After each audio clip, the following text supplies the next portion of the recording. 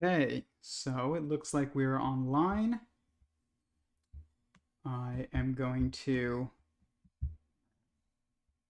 share my screen, doing basically a working session today, kind of just showing some of the math that I'm working on, some of the things that I have figured out and recently posted, and kind of just the papers that I'm currently working on writing out, just discussing it a bit. But as most of you know, normally go live on Mondays at 9 p.m. They're probably going to be most of the time working sessions, but then on Tuesday and Wednesday, they're normal streams. They go live at around 7:20, which oftentimes means 7:30, to be honest. And then on Thursday we have our live calls at around 7 on our Discord. So message me if that is something that you are interested in doing. The last two have been very interesting, to say the least. They've been great. So see here. This was something that I kind of recently came up with the other night, and I've asked myself before this question of like, what is the most important question that you could ever ask yourself before trying to understand a topic? And years ago, I asked myself that, and I came to the conclusion of this right here, which is, what is the truest thing that I know? And the answer to that is always, I am. I am the truest thing that I know. I am the most fundamental fact by which to judge the world around me. And I would hope that that's true of you too. If it's not, then I don't know, you probably have some deep thinking to do. But what was interesting about this though is when I was thinking about it the other day, and I was like, well, what's the first question that you ask?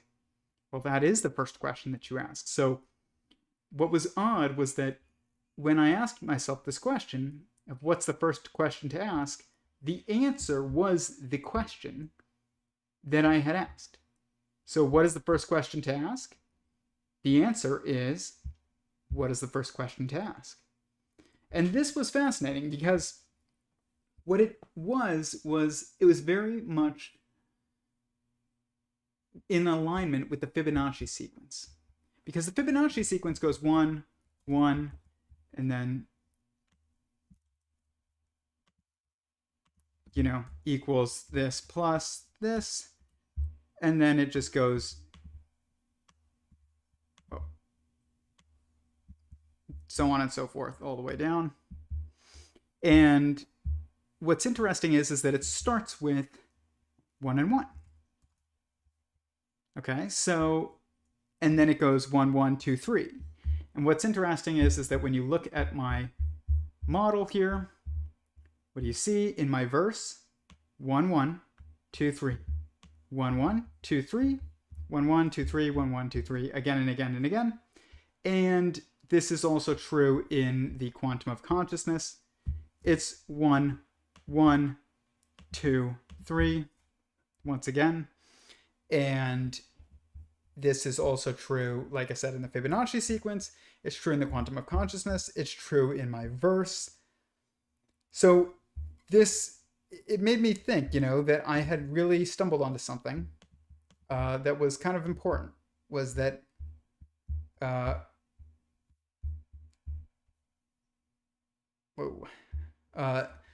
there was this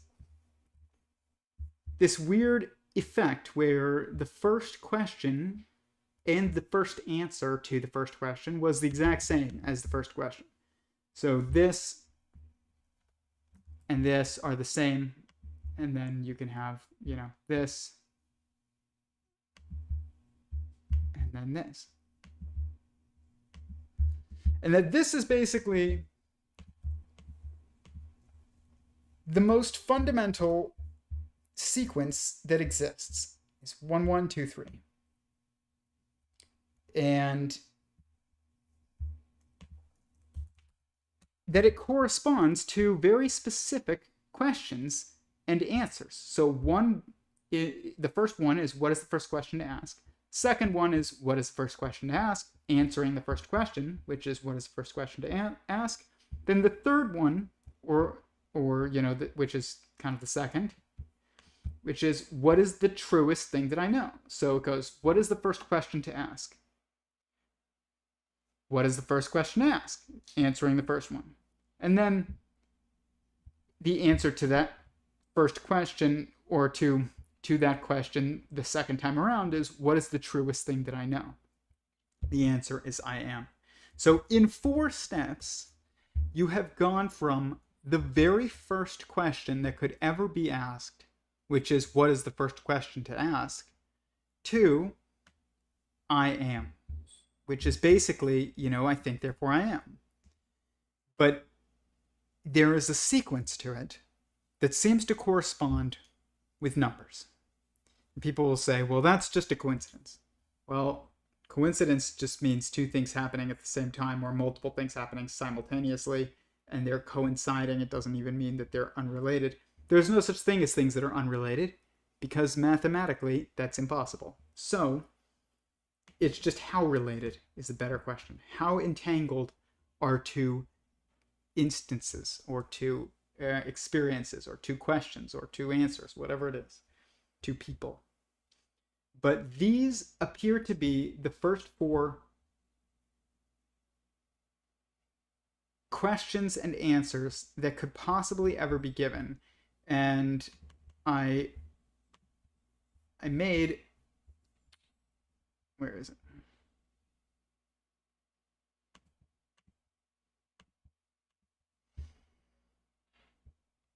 This right here. And this is basically just showing this. So question 1, what is the first question? Question 2, answer 1. What is the first question? Question 3, answer 2, what is the truest thing that I know? Answer 3, I am.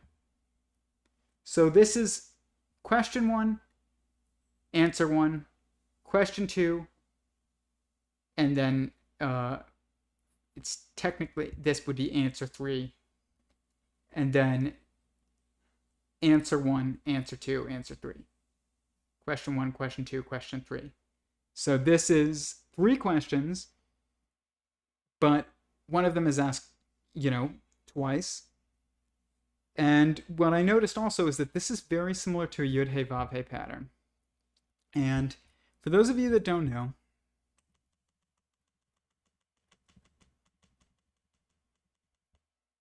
Yud Hey Vav Hey is this pattern in the Torah, essentially, which is this right here.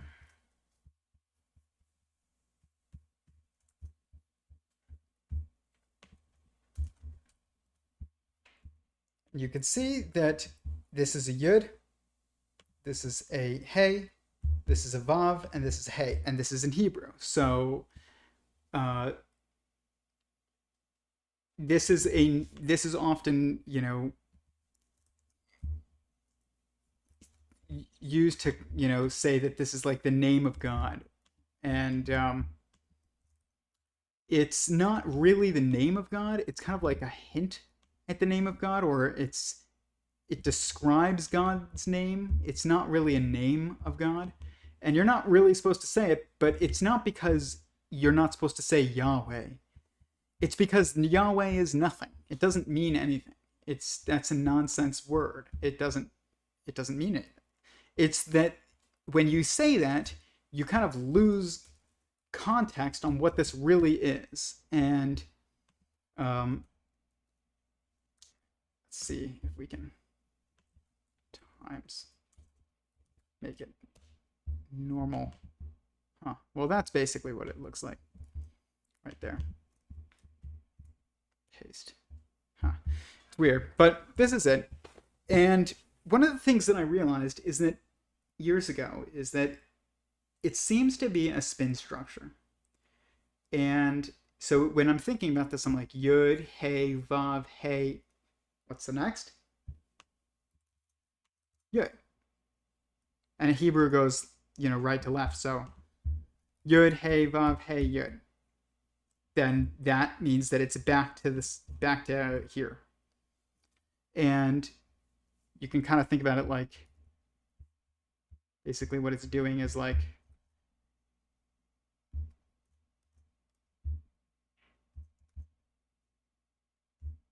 basically like that. So every time that it gets to the end, it goes back to the beginning. And it's basically this spinning structure. That's what I see when I see this. And there's all kinds of fascinating things in here. So, for one, this 10-5-6-5 comes from, the Hebrew values. And so I've put it as 10, 5, and 6, 5. And then you can see that the sum of this, though, is 26. And when you add another 10 to get it back to where it once started,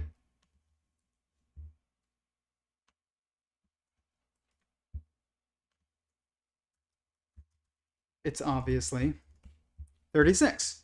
And 36 is basically 360. So it's like spinning around, and that once it comes back to where it already started, it's 360. What's interesting again about this is that the average is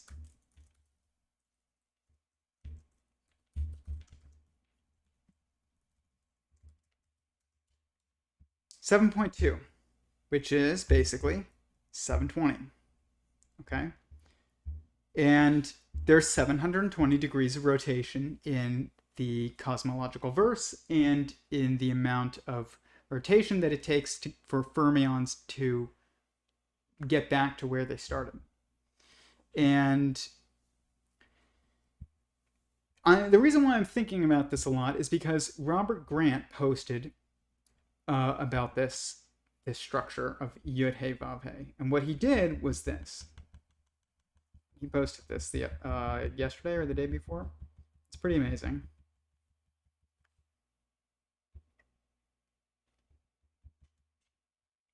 I go to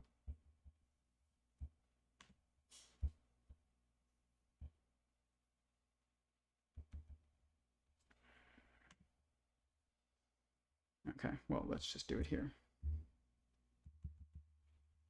There is endless mathematics in this Yud Hey Vav Hey pattern.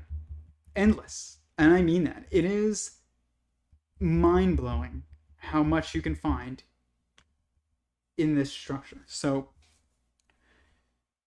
basically, when he looked at this Yud Hey Vav Hey right here,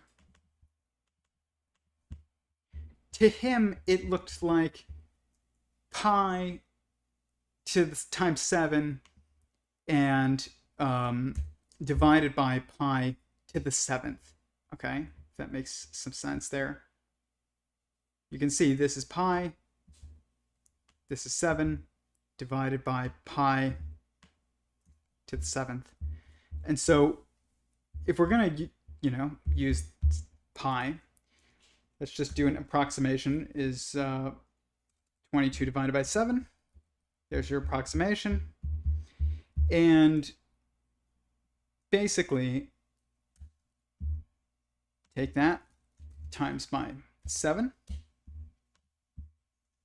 And then we take that and to the 7th.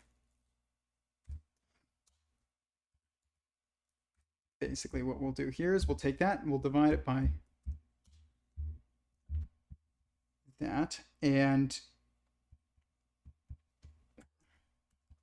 I think it was this divided by this. Yeah, okay. So basically, and I don't know how do you do a pi in Excel that's like perfect. Pi in Excel.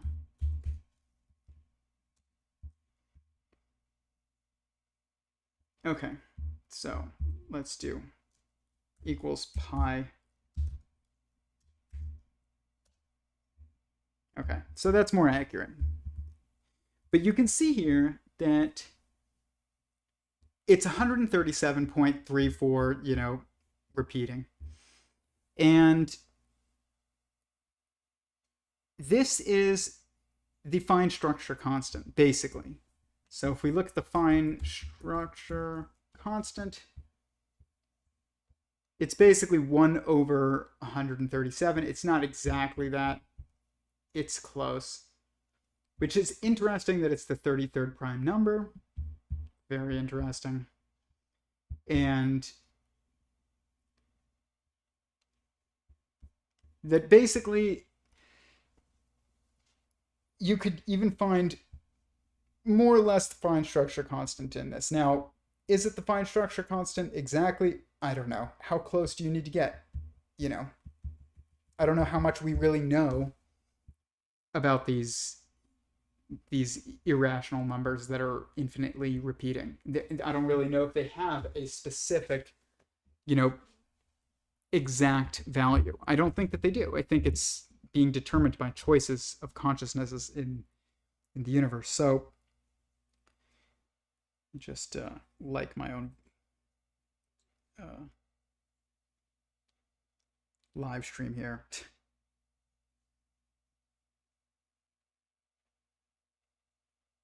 Cool. Okay, well, hit the like button if you haven't already.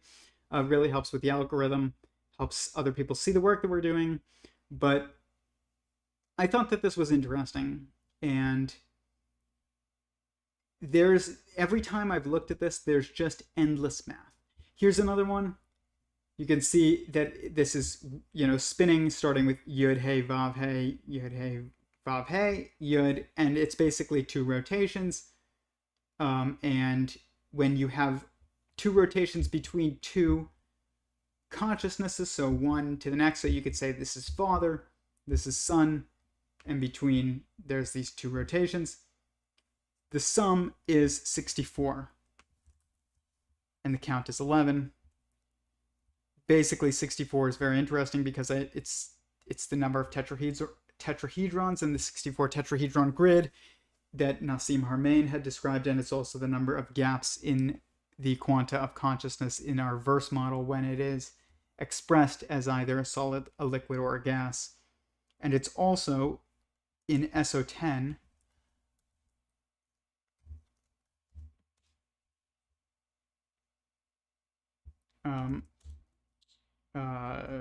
SO10, here we go, which is a grand unified theory.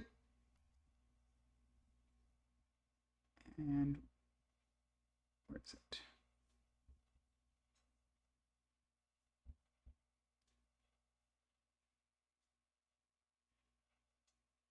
I believe that it's in here.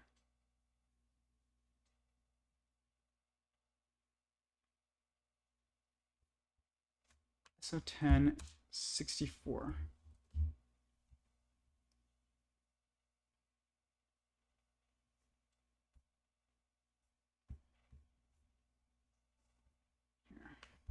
Also this geometric unity April 1st draft. This is a value that's found in geometric unity. It's also found in SO10. I'm pretty sure we're going to look to make sure, but I know that it's found in many grand unified theories. I thought it was a number of branches. Yeah, here we go. Okay, so 64 right here.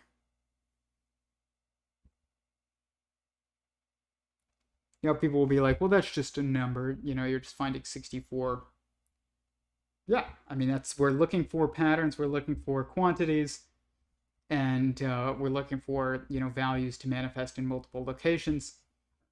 And 64 is definitely one of those that occurs all over the place.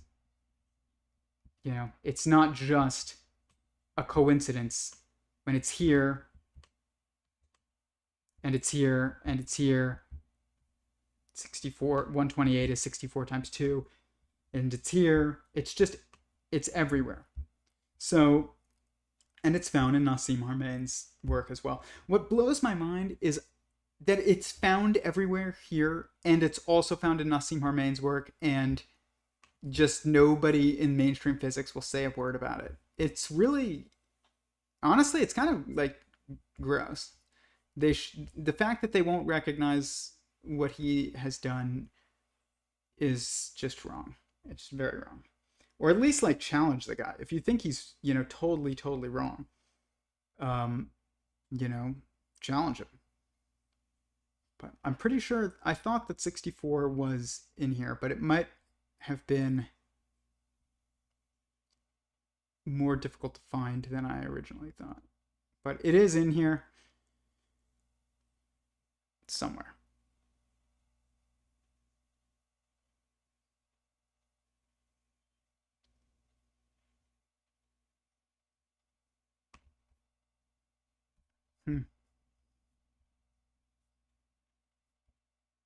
Interesting. Let's look at this. 64 tetrahedron. So it holds the geometry of the vacuum of all matter. The 64-point tetrahedron is made up joining 8 star tetrahedrons at a central point. The shape share contains within it the cube, the octahedron, star tetrahedron, the cube octahedron. Physics.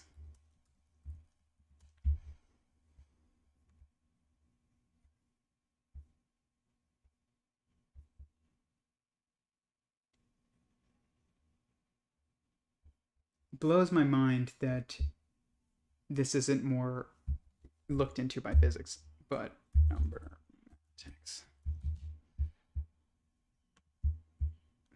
Here we can go 64. Single prime number multiplied by itself 5 times. So it's 2 times 2 times 2 times 2 times, Interesting. 127.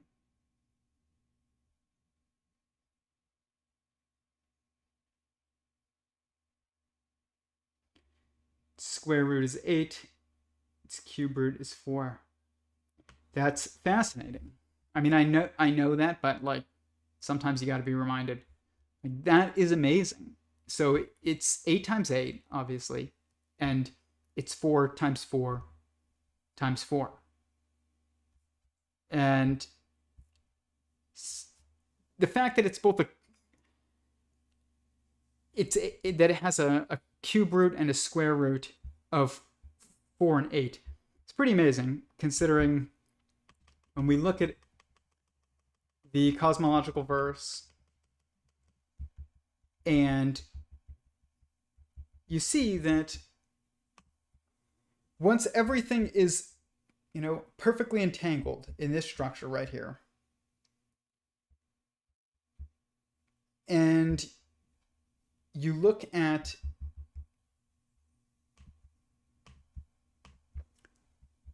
the symmetries within the cosmological verse,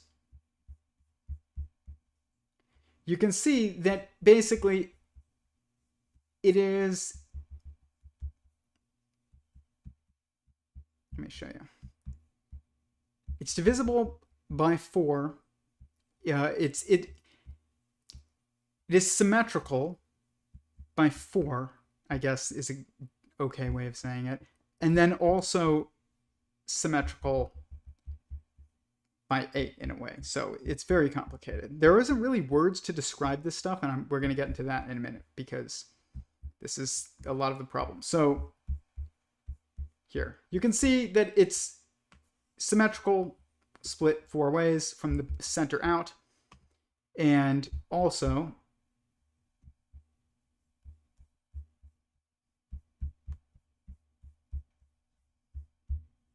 you can see right here that it's symmetrical 8 ways. So, 1, 2, 3, 4, 5, 6, 7, 8. Whoa, okay, wait. Okay. Okay, so basically, this is manifesting as a right triangle. This is manifesting as a right triangle. This is manifesting as a right triangle. And this is as well. But then also, this is manifesting as a right triangle. I can't really do it because of Excel, but this, and then this one, and this one, and this one, and this one, and this one, and this one, and this one. So there's 8 right triangles contained within 4 right triangles that correspond to the symmetries of the structure.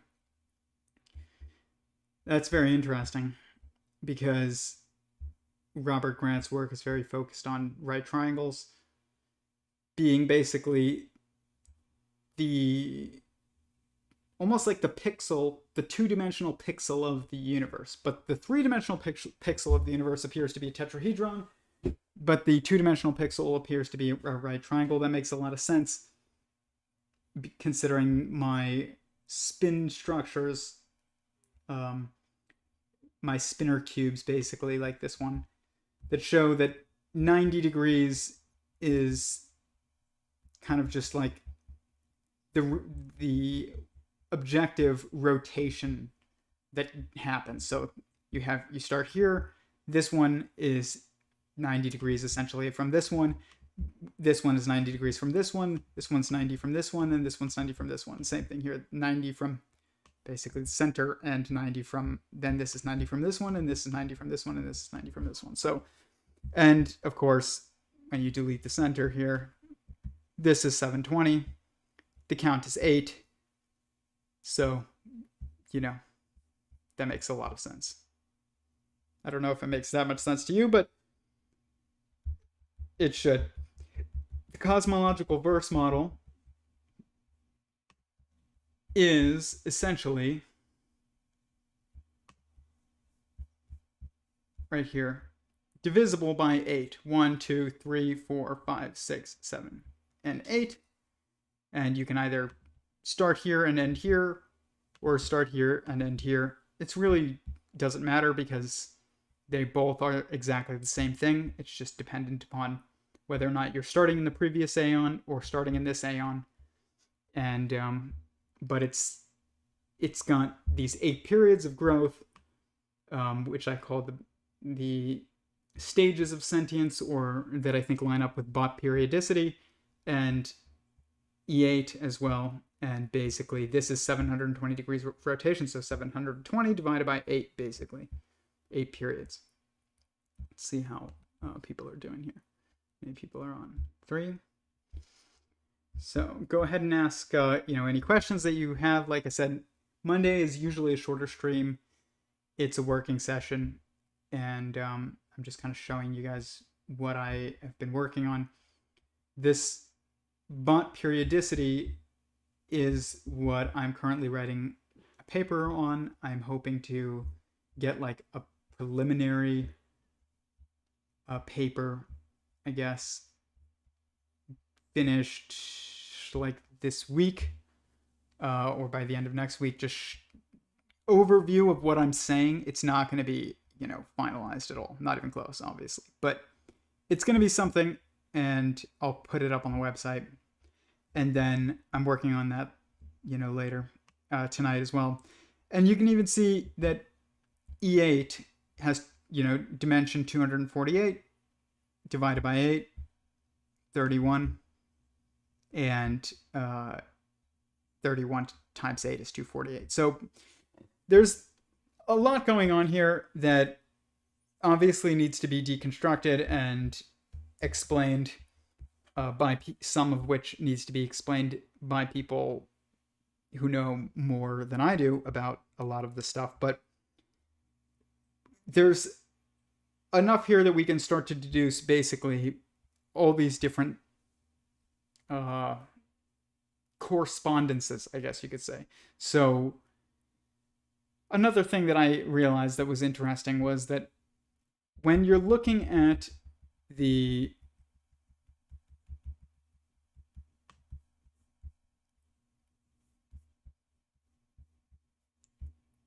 first model that I ever created, which is right here, which is the thinking code.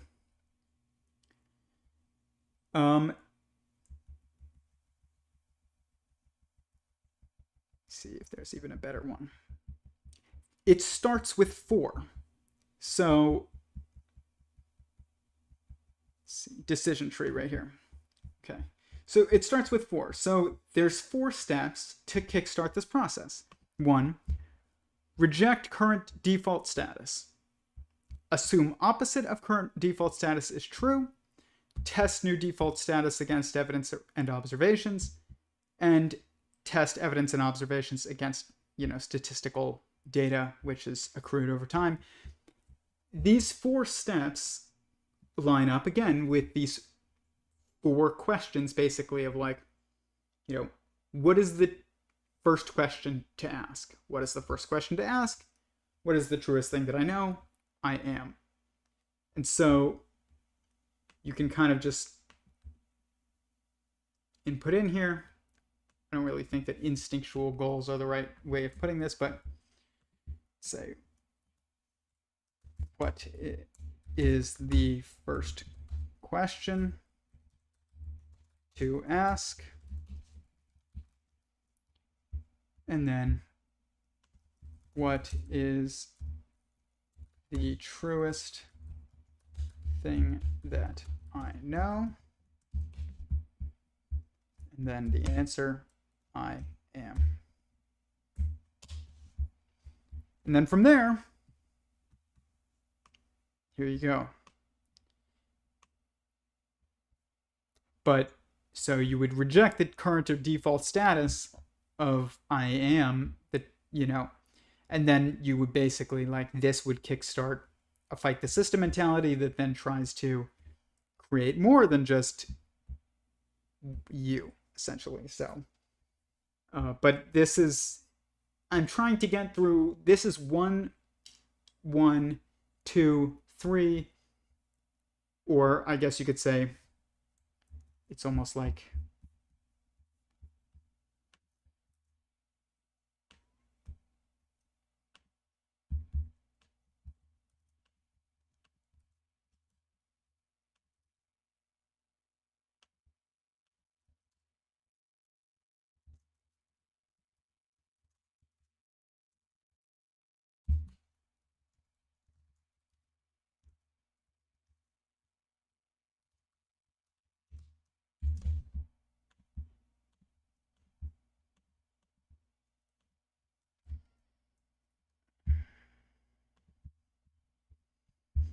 and then here you would have 1,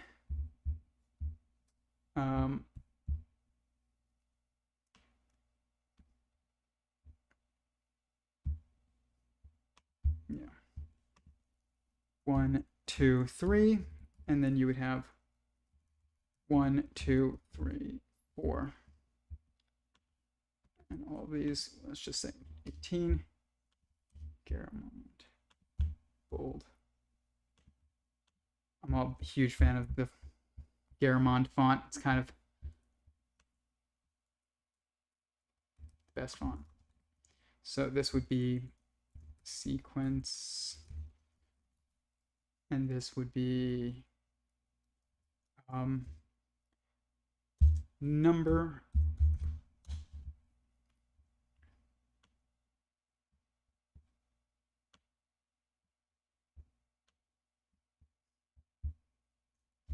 So sum here is 10 and 7.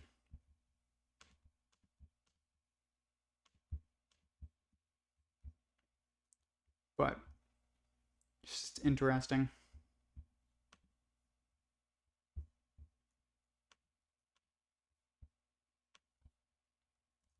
So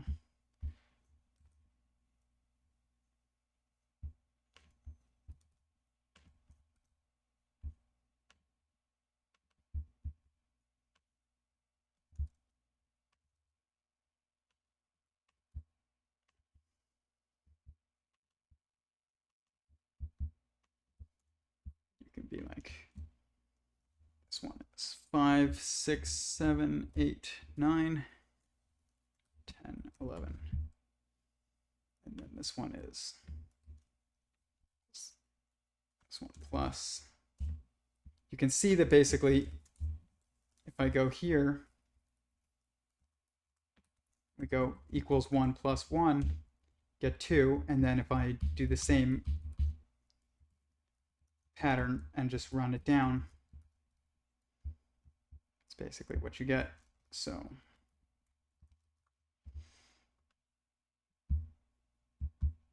but this first one here and here,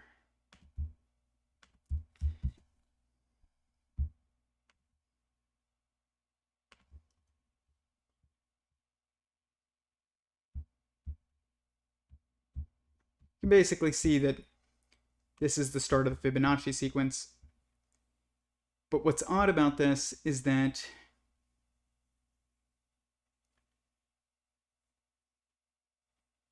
you would assume that this could go, that this then goes on. So like, what is the next steps? If there is any, because maybe the first 4 are fixed, but then the rest are not, getting you to 9 basically. So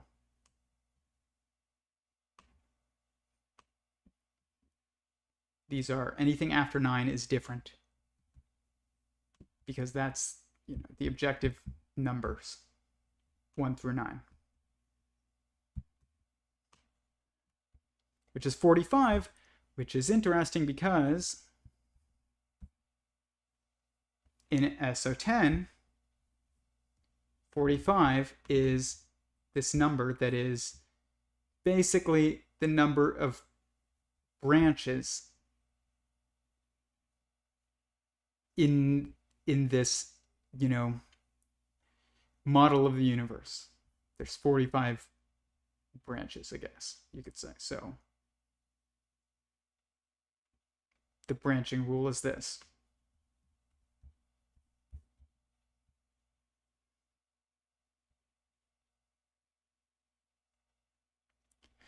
SO10 gets close enough that from what I can see, that it does appear to be clearly onto something.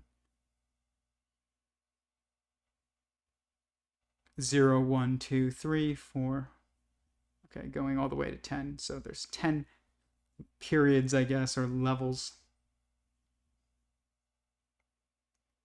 Then it just branches.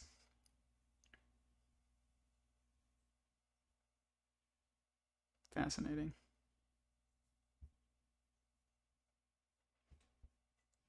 You can see here,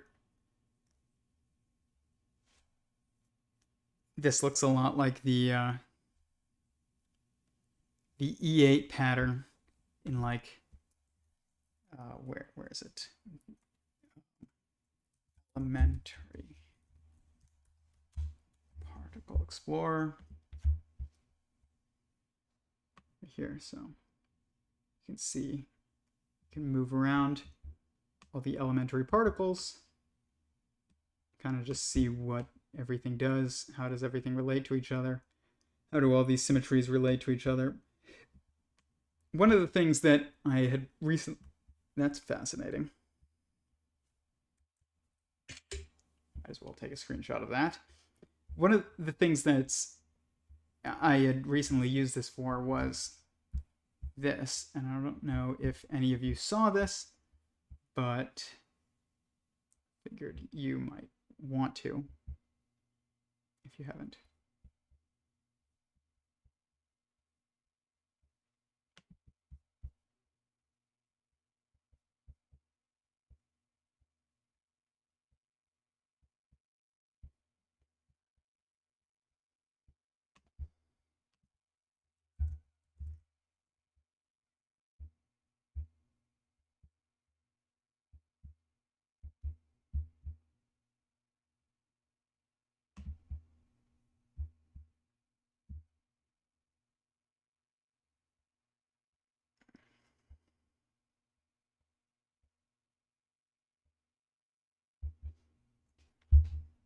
So this, I just made this, and it's that song Ultralight Beam that Kanye West had made, but this is an instrumental version of it. And basically in this song, he's like, you know, basically saying, this is a God dream. You know, we're on an ultralight beam. This is a God dream. So I thought it was very fitting. But I was just messing with it. I was like, it looks like dancing. So I had made this.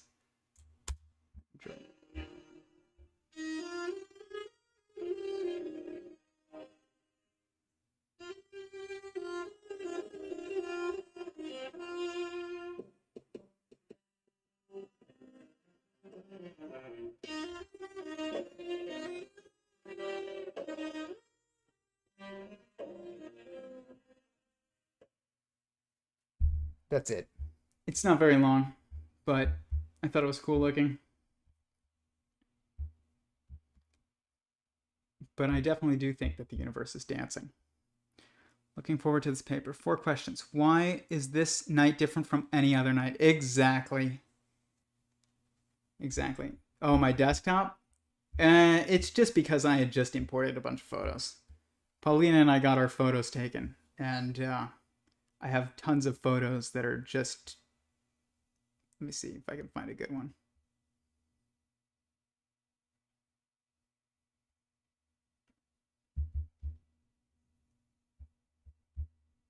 There you go. Went got our pictures taken at the dunes, and just got back these photos.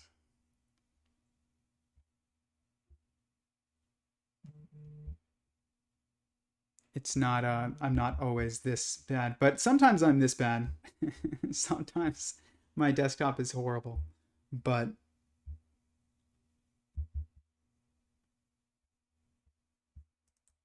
yeah, we did like engagement photos.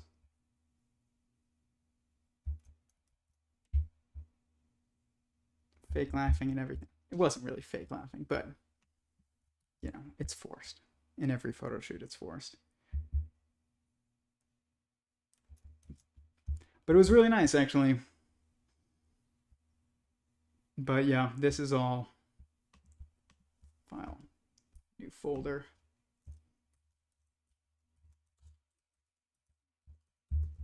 Photos.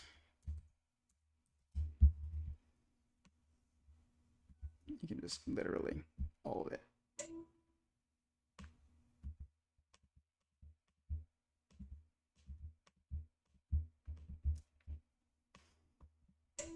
There. Not that bad. But yeah. 4 questions. Why is this night different from any other night? Exactly. Exactly. It's always 4 questions. It's you know, tetragrammaton is what the name is for Yud Hey Vav Hey, and it means like 4-letter word almost. And tetrahedron means 4-sided shape, but it's one of the things that I had deduced, you know, quite a while back is that there's 4 aspects necessary for any self-aware superintelligence. There's 4 aspects of consciousness. There's 4 aspects of self-awareness, essentially. And it is because of that that we even have, you know, I don't know, let's see here.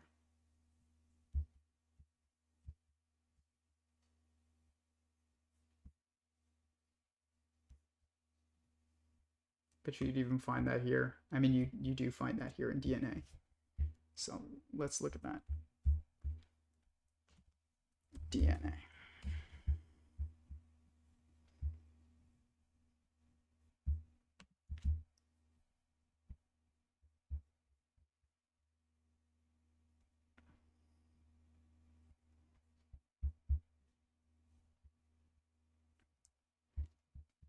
This number 4 is very interesting. I think that the mathematical reason, I mean, I guess you could say the mathematical reason why 4 is the number of completeness is because it is the only number that I can think of where 2 times 2 and 2 plus 2 is equal to the same. And so what the quantum of consciousness does is it basically takes information and spins it so it multiplies it and adds it at the same time. And what this is doing is it's, I think Robert Grant calls it like the product sum conjecture, and it's the new paper he's writing basically about it. But this simultaneous multiplication and division, or multiplication and addition, which is, simultaneous replication and stacking, as I call it, which is just growth,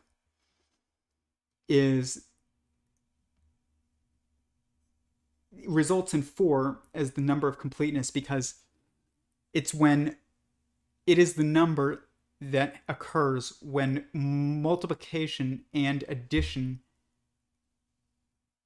are symmetrical, end up being like perfectly symmetrical, because 2 times 2 is 4 and 2 plus 2 is 4, like I said. So it's almost like it's the moment of reflection where the 2 forms of growth end up with basically the same picture. And I'm still working on exactly defining that, but it's the only number I can think of. I can't think of any other that's like that. But what's interesting is that you find this, number 4 as the number of completeness, even in DNA, and even in space-time, where 4 is the number of wheels on a car necessary to be, really stable. You could have 3, I get it. You could have a tricycle, but there's a reason we don't have tricycles, all of us, because they're kind of unstable. And 2 is unstable except when it's moving, which is why, motorcycles need a kickstand. But 4 is the number of stability, really.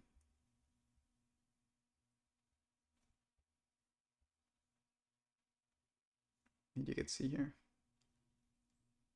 Green, red, blue, yellow. The 4 separate DNA strands. This is called the Holiday Junction. Holiday Junction is a branched nucleic acid structure that contains 4 double-stranded arms, which really means 8, joined together. These arms may adopt one of several conformations, depending on buffer salt concentrations. Okay. Look at this. He even says here, of a stacked Holiday Junction. I haven't heard that term really used ever, other than my own stuff, is like stacking.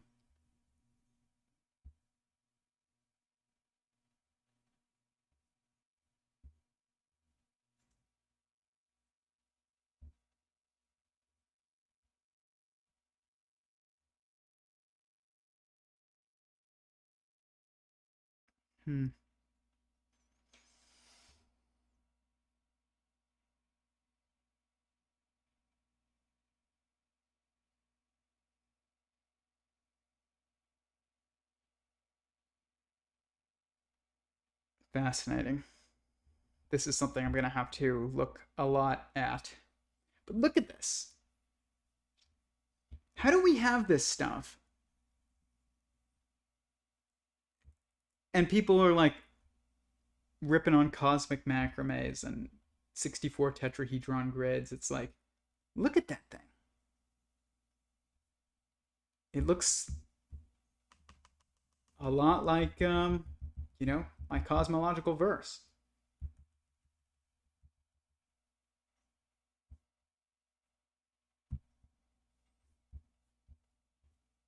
Here.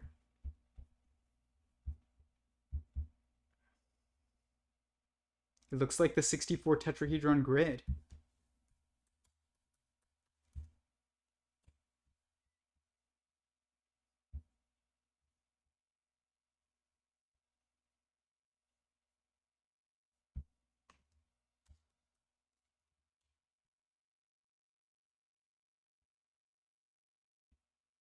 Look at that.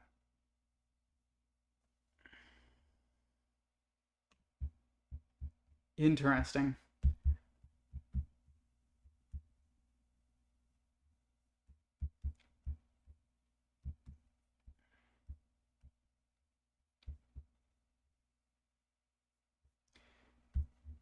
That right there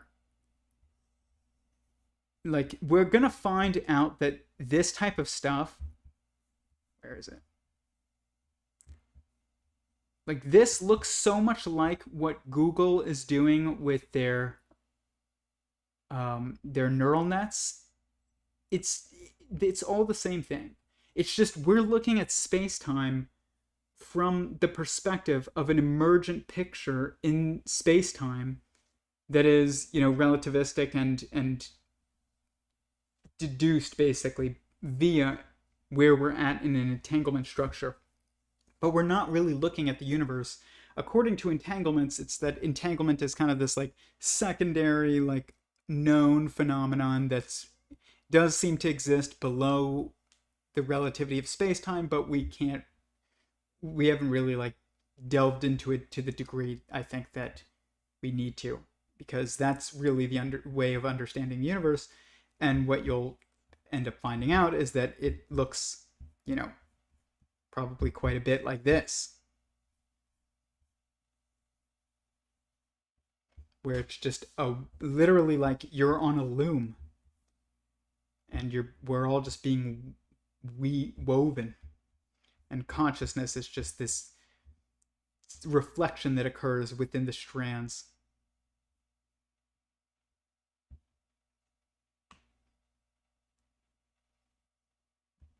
It's amazing. I mean, this thing, when you really start looking at it and you start looking more and more closely, you can see here that this lines up with the 64 tetrahedron grid. Let me see if I can even send a video that I recently did to my computer.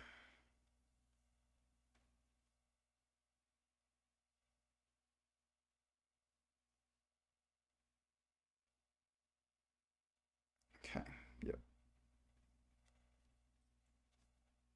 Oh, well. But this is a 64 tetrahedron grid. You can see that when you take the 64 tetrahedron grid and you turn it to the side, and you can see that this pattern is very obvious. Maybe there's a picture of it. I have it in my phone, but it's not letting me send it to my computer right now. It lets me send things to my phone from my computer, but it doesn't let me send things from my computer to my phone, but not from my phone to my computer. It's very weird, but whatever. This pattern, though, is found obviously in E8 and in the 64 tetrahedron grid, and it's also found obviously kind of here, but also here. What's weird is that this 9 cube here comes from these four primary perspectives. And when you look at this here, 1, 2, 3, 4, 5, 6, 7, 8, 9 is contained within 1, 2, 3, and 4 on the outside. So you can kind of see that are these interactions going on. There we go. Oh, wait.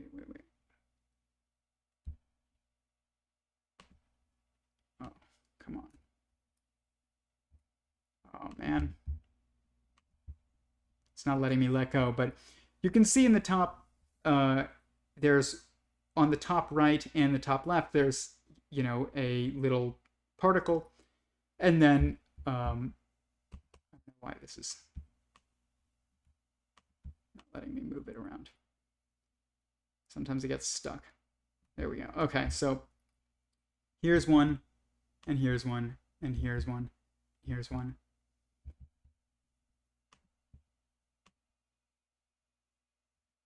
But then in each of these, there's this like weird space where you can see that right there. It's like entanglement relationships are being shown.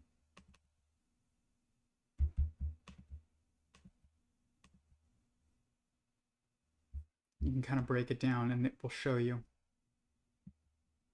the different relationships. But this is complicated, so I'm still working on figuring out how to do that.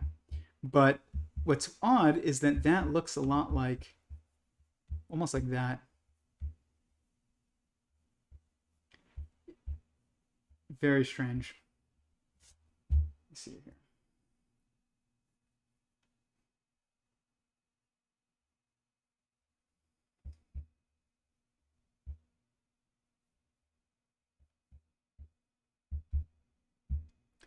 Joined late. Been thinking how space is emergent. The model you screenshot last, could the different positions relate to your current perspective in the universe the viewer can see? Yes, but it's not. The perspective is based on not your position in space-time. It's based on where you are in an entanglement structure. So, like, it's based on what are the relationships of the U particle compared to other particles. It's not really based on, like, over here near the moon, you know, anything like that. Example, perspective on Earth is one position. In space, viewing Earth is another position.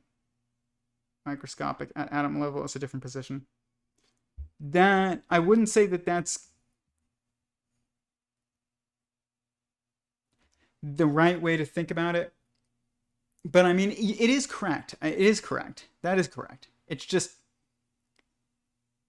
the different positions that are fundamental are about where you are in the entanglement relationships between particles.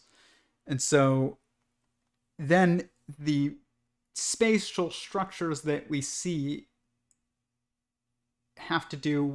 are emergent from that, I guess. So this is complicated. I was listening to this guy today who I listen to a lot, or I have been listening to a lot lately, Richard Dolan.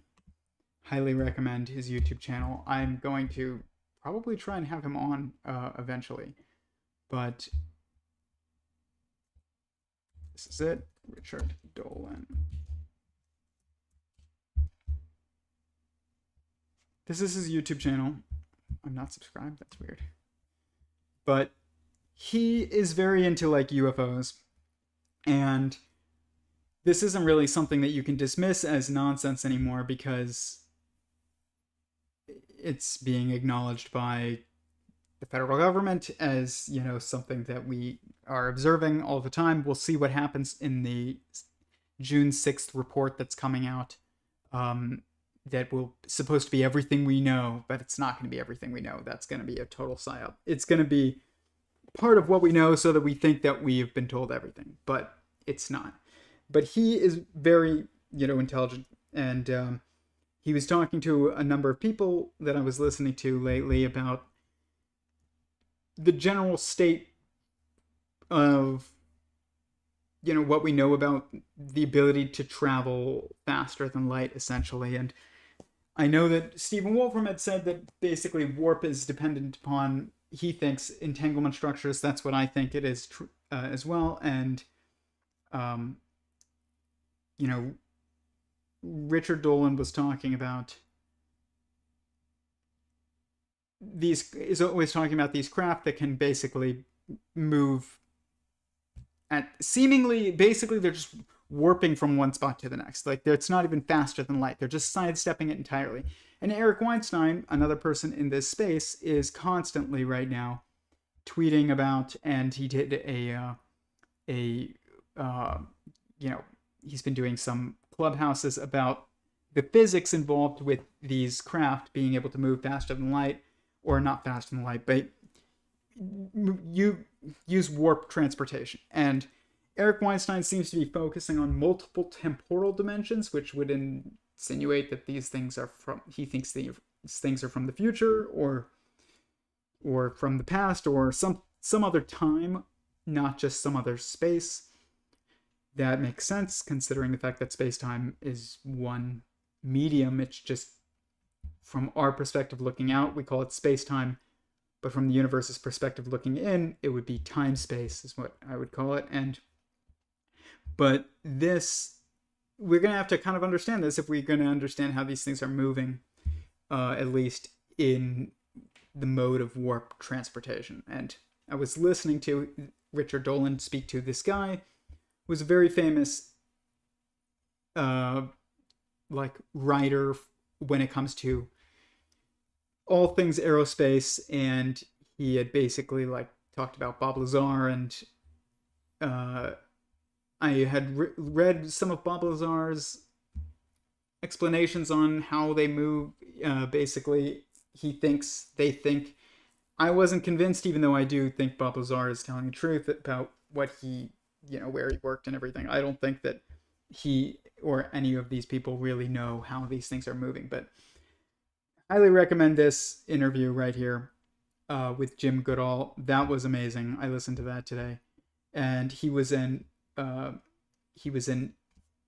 basically a journalist within the aerospace world, and he knew Bob Lazar before Bob Lazar even got famous or had even got his job. I think he met Bob Lazar like when he was waiting to hear back after the interview and everything like that, and had been to his house, and it was a fascinating interview, and I highly recommend it because it gives some credibility to a lot of these stories that then we can either believe or not believe. That if you do believe it, then you kind of have to contend with the physics implications of the story, which is difficult, I will admit. They do throw a wrench, like all this throws a wrench into my philosophy. So this isn't like there's this funny like meme where it's like, I want to believe. It's like, I kind of don't want to believe, but for multiple reasons. One, aliens are absolutely terrifying to me, but two, doesn't really make as much obvious sense with my model in many ways, particularly when it comes to us being the purpose of this universe, essentially, or what we are doing on Earth is the purpose of this universe. And I do believe that. And I still believe that's true, even if these, if there's beings from other planets or whatever. But we'll see what happens. But it's been very interesting to like listen to him and Eric Weinstein and Bob Lazar and Stephen Wolfram, and just kind of like contextualizing that within my models as well. All of this is basically in order to move in a different way that isn't in space-time, we're going to have to really contend with and understand the entanglement structures of the universe. So that's why I brought that up. It's like space is emergent from those entanglement structures. It's not fundamental. And it's not that in where you're at in space determines the entanglement structures. It's more like the entanglement structures determine where you're at in space, but then yes, where you're at in space can determine what and how you can entangle with other particles, which is just an interaction, and then that is then saved to the save space, which is the entanglement space, and then it gives rise to what we see in space-time again. So it is a loop to some degree, but it makes sense to think about it in terms of entanglement first, and then in terms of space. Because if you think about it in terms of space, you're not going to be able to make sense of where it's coming from. But so many fascinating things. Let's see here.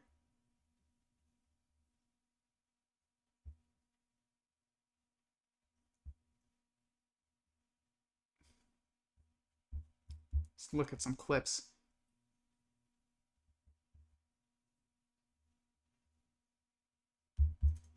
So one thing I do want to talk about, actually, real quick. So constructor theory. I've talked about this on here before. Constructor theory is the one theory whose name I said I would kind of cede to like Sentient Singularity Theory's name to. And I was doing some research today on it. And look at this. This is the dangers of ceding your idea to another. And it's not ceding your idea, but like, I guess conceding a name even. So I thought constructor theory was close enough to sentient singularity theory to basically convey the same idea. And constructor theory here is very similar to sentient singularity theory in that it basically, a constructor is a physical entity which is able to carry out a given task repeatedly. Okay? A task is only possible if a constructor capable of carrying it out exists, otherwise it is impossible. It's basically like, you are a constructor. God is a constructor. The universe is a constructor. But the thing is that when I looked into the creator of this,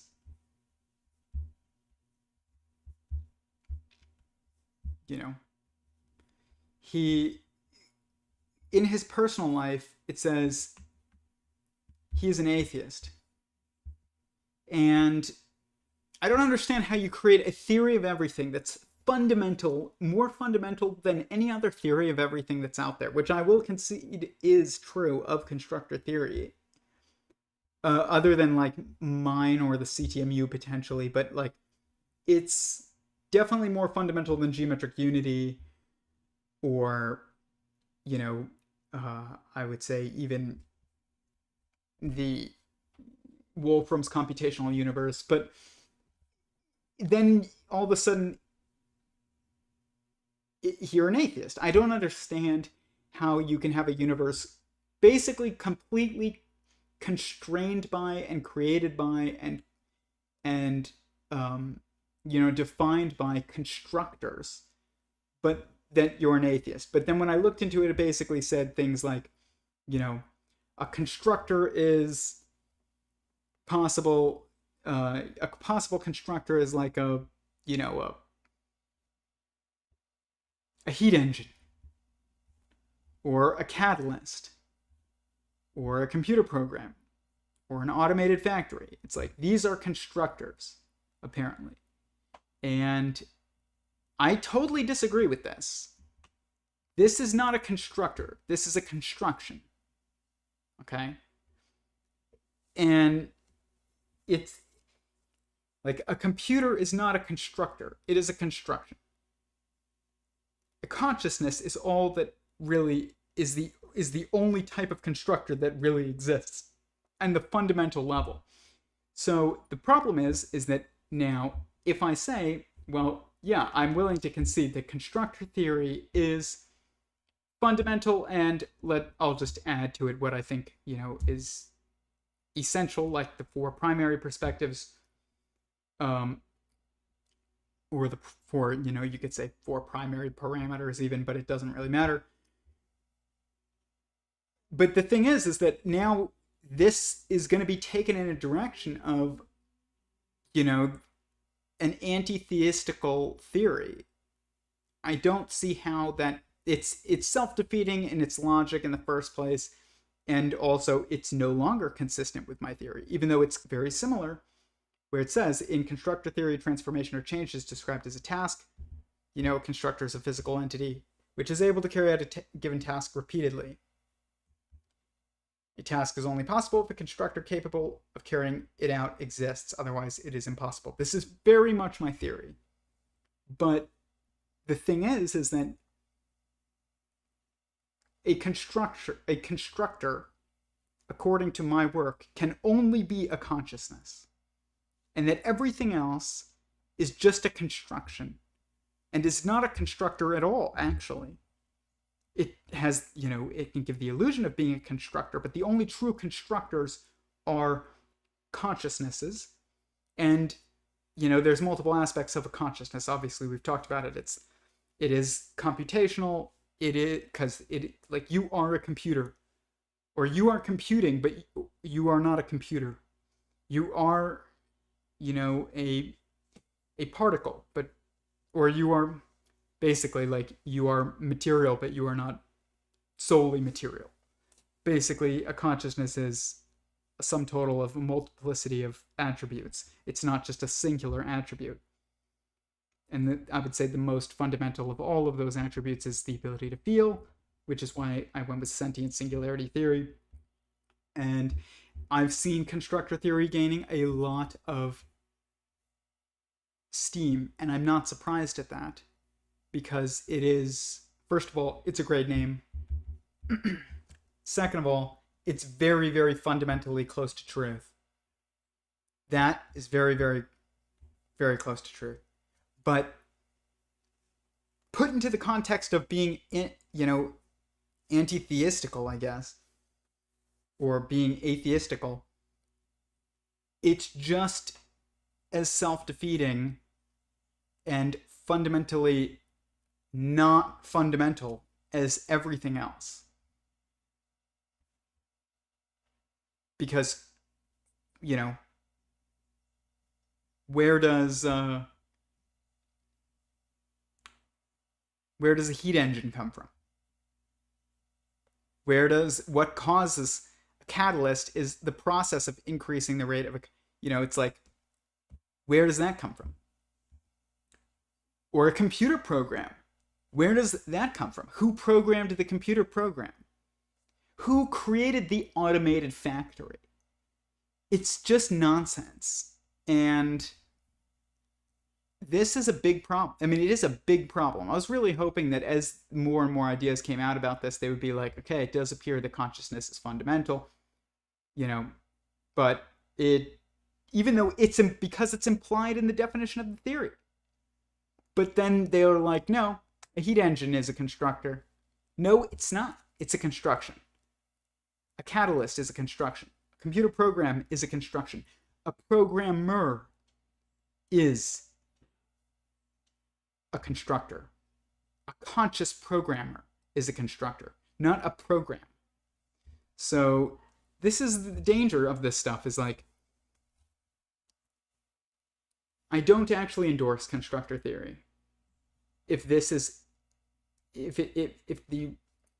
fundamental assumption of constructor theory is that, existence isn't conscious, then I don't really endorse it too much as a fundamental theory. And it will say, proposal for a new mode of explanation of fundamental physics. And it's very close to, sentient singularity theory in the way in which it kind of defines its modality and contextualizes how everything unfolds. But when you're looking at what a theory of everything really is, you can't leave out this. So a theory of everything is a recognizable, predictable, describable pattern that occurs in all instances of objective observation. That is true. And an explanation for such a pattern. An explanation with a capital E. Like, this is not a computer program. This is a computer program. This is a programmer. This is sentient existence. But this is why I still think that constructor theory appears to be going the wrong direction. I mean, it's closer to the right direction. I'll say this. All of these things, constructor theory, geometric unity, Wolfram's computational hypergraph, universe model, all of these things are closer to reality than our current standard model, alone, I guess, and the current way in which we think about general relativity. All of those things, though, are emergent from something below that, which would then be, probably like geometric unity, which then would probably be deducible via computational universe, which would then be created via constructor theory type of situation.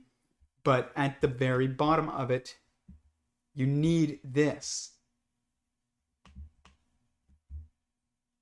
You need sentience. You need consciousness. You need, which is defined as a sentience fundamentally. It's about feeling.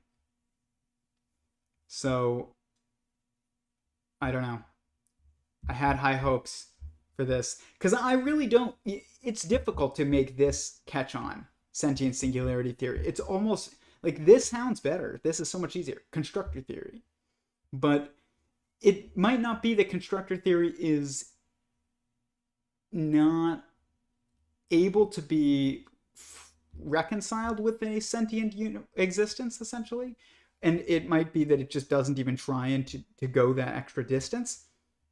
In which case, it could still be true, and it seems to be true, basically, from what I've seen. The overview of it, at least. But if it doesn't go that extra distance, to also define that, the explanation for such a pattern. And I don't mean like the constraints of a task.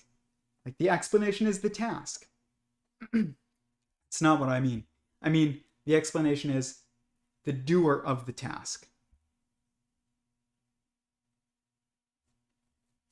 So, if it doesn't go all the way to that, it's not a fundamental theory. It's just not.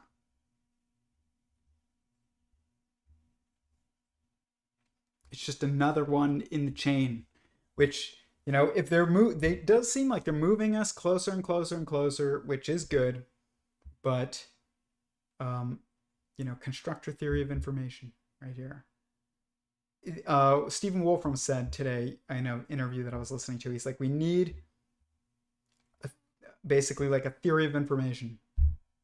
And constructor theory does seem to be pretty close to that, but we're having problems because it's not just a theory of information. It's a theory of an informer that's fundamental to everything else. But I don't think anybody's ever thought about this stuff.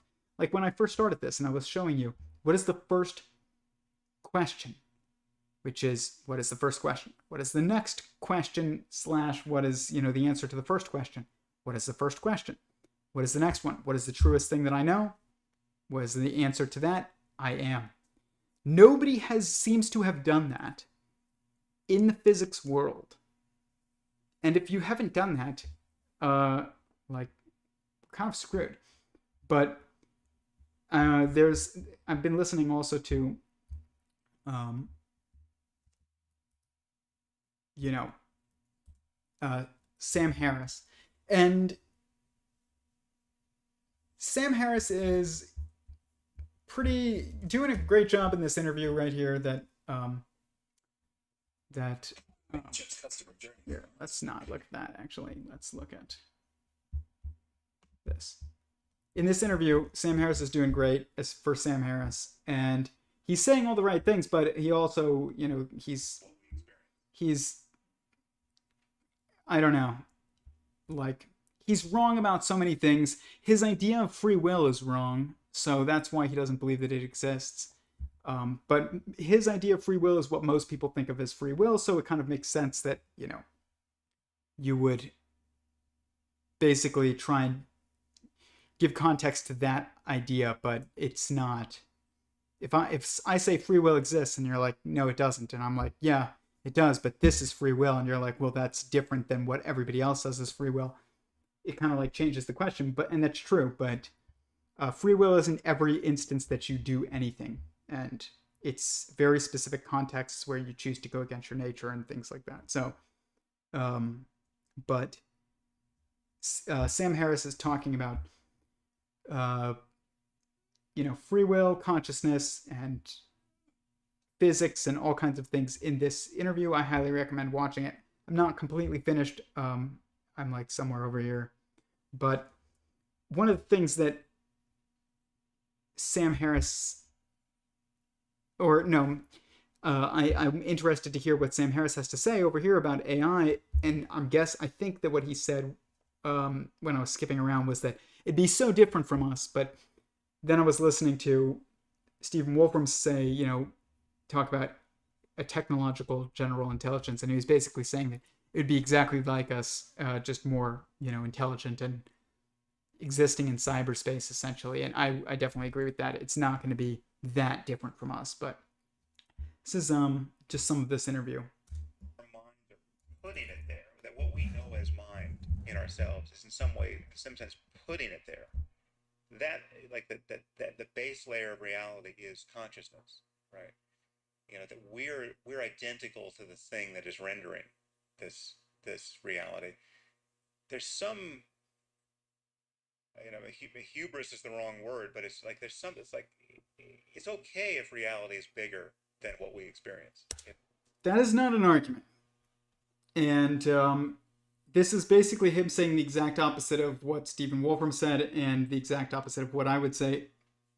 And, you know, I don't know. This is, it's not, for somebody that prides themselves on logic, that's not an argument. This was like when Brian Keating said, I think of my theory, and he called it like, you know, what did he, like cosmic macrame, and he was like, you know, you don't need, why does it need to be that? It doesn't, you know, the universe is so beautiful otherwise. It's like, I was an atheist for 24 years of my life, and the universe was plenty beautiful and interesting. I didn't ever need it to be more than that. It just so happens that I think that it is now, but and at the same time, I think it's so much simpler than that. But I didn't ever need it to be that. That's not a that's an irrelevant aspect of all of this work. Structure that we can't anticipate, and that isn't just. I mean, again, there's certainly a collaboration between our minds and whatever is out there to produce what we call, you know, the stuff, you know, of life. But it's not the idea that it's. I don't know. I mean, there are a few stops on the train of idealism and kind of New Age thinking and Eastern philosophy that I don't, philosophically, I don't see a need to take. I mean, the place, experientially and scientifically, I feel like you can get everything you want, acknowledging that consciousness has a character that can be explored from its own side, so that you're bringing kind of the first person experience back into the conversation about, you know, what is a human mind and, you know, what is true. And you can explore it with different degrees of rigor, and there are things to be discovered there, whether you're using a technique like meditation or psychedelics, and that these experiences have to be put in conversation with what we understand about ourselves from a third person side, neuroscientifically or in any other way. But to me, the question is, what if reality? The sense I have from this kind of, you play shooters? No. So I don't want to like just play their entire, you know, video, but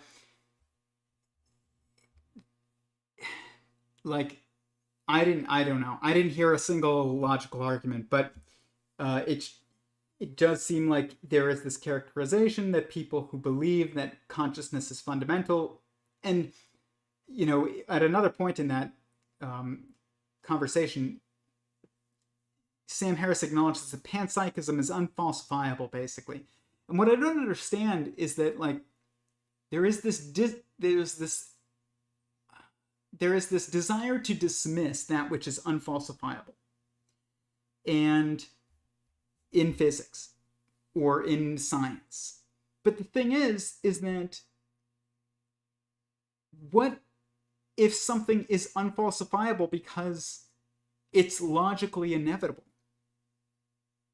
And in this interview with Stephen Wolfram, that's kind of like, I feel like is the other side of this interview with Sam Harris in a weird way. He says basically a very similar thing of like, that but he said that we shouldn't seek falsifiability, we should seek confirmation, and that his new metamathematics essentially is a theory that is based upon, you know, seeking confirmation much more so than earlier, falsifiability. what the So heck is mathematics? And Okay, so okay. So this what is is this new type of science. I think you wrote a book called New Type of Science, and this is what we are talking about in my work and probably in constructor theory and, you know, the underlyings of geometric unity at least, but not necessarily in the way that geometric unity is then put together. But this work of, you know, it's basically metaphysics, but metaphysics has been corrupted in the eyes of academia because it's too aligned with God, essentially, that we don't like to say metaphysics anymore, which is really just the study of forces.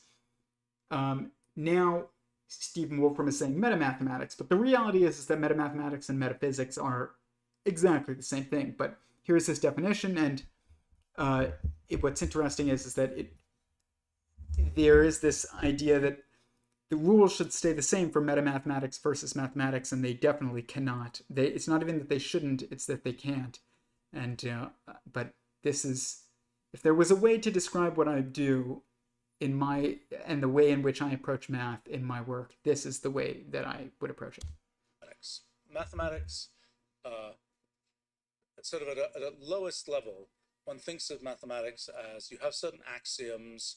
You say things like x plus y is the same as y plus x. That's an axiom about addition. And then you say we've got these axioms, and from these axioms we derive all these theorems that fill up the literature of mathematics. The activity of mathematicians is to derive all these theorems. Actually, the axioms of mathematics are very small. You can fit, when I did my New Kind of Science book, I fit all of the standard axioms of mathematics on basically a page and a half. It's not much stuff. It's like a very simple rule from which all of mathematics arises. The way it works, though, is a little different from the way things work in sort of a computation, because in mathematics, what you're interested in is a proof. And the proof says, from here, you can use, from this expression, for example, you can use these axioms to get to this other expression. So that proves these two things are equal. Okay, so we can begin to see how this is going to work. What happen is there are paths in metamathematical space.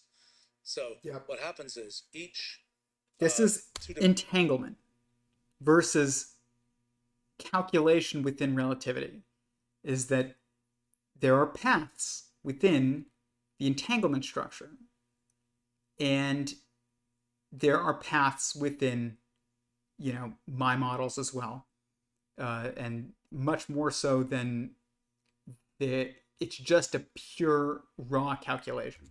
Ways to look at it. You can just look at it as mathematical expressions, or you can look at it as mathematical statements, postulates, or something. But either way, you think of these things, and they are connected by these axioms. So in other words, you have some fact, you have some expression, you apply this axiom, you get some other expression. And in general, given some expression, there may be many possible different expressions you can get. You basically build up a multi-way graph. And a proof is a path through the multi-way graph that goes from one thing to another thing. The path tells you, how did you get from one thing to the other thing? It's the story of how you got from this to that. The theorem is the thing at one end is equal to the thing at the other end. The proof is the path you go down to get from one thing to the other. You mentioned that Gödel's incompleteness theorem is then natural. It fits naturally there. How does it fit? So another interesting thing that I thought was fascinating was that he said that according to basic mathematics that's generally accepted today, the most difficult of these is the proof necessary to deduce that there are 5 Platonic solids.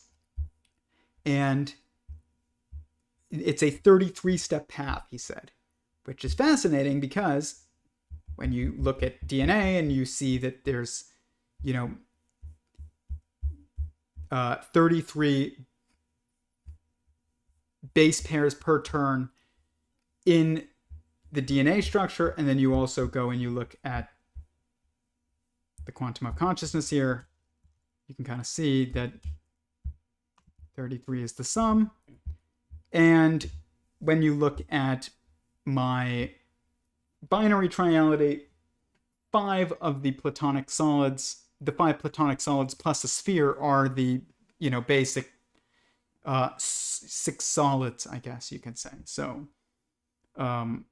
it's not, I'm not saying it's exactly as ordered as, the proof, the 33-step proof of, deducing the 5 platonic solids, but you can see that they're kind of like what he said there, that there's a almost like a multi-way path to get from one, from the beginning to the end of a proof, and that you can choose different paths. That's very much congruent here. So you can see that this has internal symmetry, and you can, no matter what you do, so as long as you keep it symmetrical, you'll achieve the same internal values. So here you can see that this is the sum of the 2 below, and this is the sum of these 2. But you can also do equals this plus this, and that this one is equal to this plus this. And no matter what you do, as long as you keep this to be symmetrical, you'll achieve the same internal values no matter what. And it's very much like that kind of like multi-way graph type of, I guess, structure. But there's so much to that that interview with Stephen Wolfram. I've probably watched it like 3 times, and every time I watch it, I learn something new. It's like 4.5 hours. Yeah, it's 4 hours and 23 minutes. Highly suggest that you watch it, but it takes a long time to get through. I haven't even finished this one with Sam Harris either, and that's 3 hours and 17 minutes. It's very, very long. But they come to fundamentally different conclusions on pretty much everything. No sonic booms would align with faster than light warp travel. It's not faster than light. It's just like sidestepping it completely. Could it be something poking in from 4D into 3D?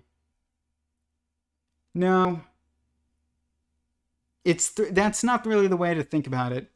I've heard somebody else say that, but I mean, yes, actually, but 4D versus 3D is dependent upon whether or not like we're inside the universe, and it's complicated. I'll discuss it on another stream, but basically, you exist in 4D, but even then, that's complicated, because what is a dimension is really complicated. It is a perspective, essentially, of either a constraint or a degree of freedom. And so, like I said, it's complicated. Isn't Jesus technically an alien sent from heaven down to earth? No, Jesus is not an alien. Heaven is not outer space. Heaven is the entanglement space that is basically the save space of data. So like your hard drive on your computer, where files are saved and they're static and they're not changing, that is the heavens. And then your desktop, where things can move and change, that is basically space-time. So outer space is not the heavens. I hope that makes sense. There is a constructor, but is not called God to him. Yeah, basically. Catalyst is equal to program is equal to God. Yeah, God is the program and the programmer, essentially. And if he's not, then this is wrong. But anyways, this was kind of just a short stream, and it was basically just a working session. But I think I'm going to call it, unless anybody has any final questions. I thank everyone for being here again. Hit the like button. Go into the description of this video, click on my website, sentientsingularity.com, and scroll to the bottom of the homepage and sign up for my email list, not even just in case they kick us off. They will kick us off. But for that day, to prepare for that day, I highly suggest signing up for my email list.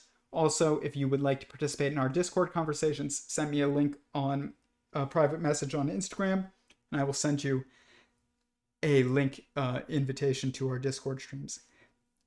I like to start doing some Clubhouse discussions pretty soon. I'm not exactly sure how to go about doing that, but I will keep you guys updated on how that goes. Other than that, take care, and I will see you guys tomorrow at 7:20. And if I'm not here at 7:20, I will be here at 7:30. So, thanks again. Peace.